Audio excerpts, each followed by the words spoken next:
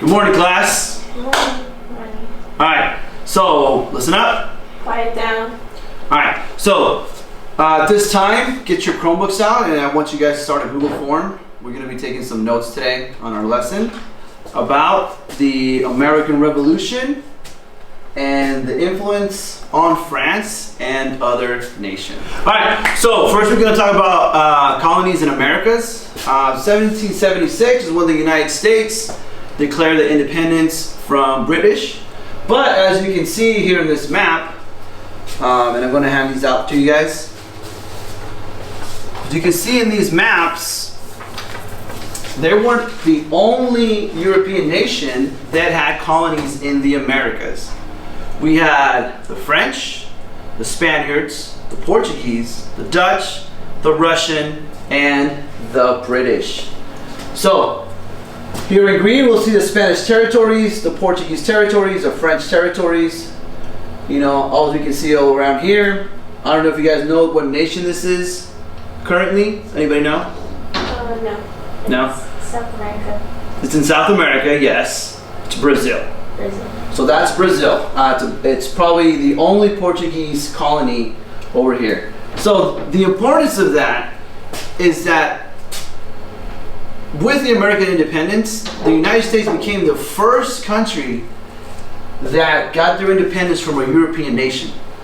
So that's going to trigger a couple of events that are going to be happening in the next 100 years, but not really in the Americas at first. You're going to see it have global impact, especially in Europe, and we're going to talk about which nation in particular. I want to ask you guys this question. I want to ask you this essential question. What inspires people to change or to try and change their form of government? Think about that. Think about the question and go ahead and talk to your partner and talk a little bit about it, discuss it, and then we'll go over it together. So the government might have some like dictators, and in other places there might be better education, and they want to change it to where like there's better education instead of like.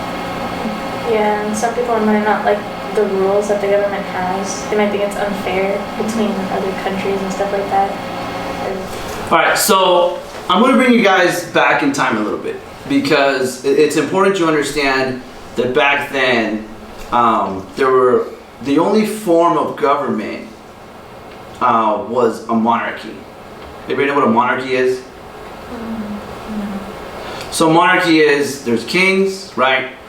There's a queen, right? They have an army, and they're the ones that rule. So with that in mind, I want you guys to listen to this song. I'm going to show the lyrics of it also.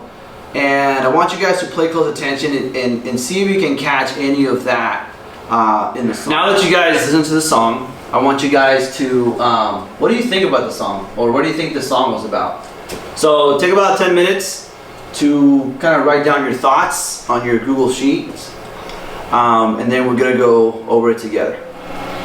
In the song, he says that I used to rule the world, so it basically talks about him being king.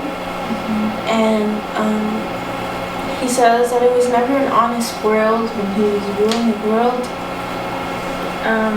Also in the song it says, revolutionaries wait for my head on a silver plate, which means like... All right, so now that you guys wrote down your thoughts, I'm gonna look at the lyrics here of Viva la Vida by Coldplay, and it actually ties in a little bit to the French Revolution and how some things went down there. At the time of the French Revolution, King Louis XVI was the king. So we're gonna go over this verse together, and I'm gonna break it down a little bit. Blew down the door to let me in, shattered windows and the sound of drums. People couldn't believe what I'd become. Revolutionaries wait for my head on a silver plate, just a puppet on a lonely string. Who would ever want to be king? So, during Louis XVI's execution, he was brought to the guillotine. If you guys didn't know that. So, during that French Revolution, it was kind of like a change of like, let's get rid of the monarchs. So, he was in a cell, waited to be executed. They used the guillotine, right? So that's why it says silver plate, because they would decapitate him and then collect his head. But during his execution, he wanted to give a speech, a final speech, but to silence that, the crowd started booing and they started playing drums to kind of like not hear him. And then they cut his head off. So that was one of the things that happened through then. And that's if you look at the lyrics, who would ever want to be king? Like to have all of that and be taken and stripped away, to end your faith with your head off, you know. And then his wife Marie Antoinette will then after that be decapitated using the guillotine. It's very hard to understand that, you know, people that start revolutions, you know, it could be the end of an era, it could be an end of a monarchy even. Alright, so now that you read the article, I want you guys to write down how the article relates to your own ideas based on the essential questions. So earlier in the class, I asked you guys, what do you think inspires people to what? To revolt, right? To start a revolution.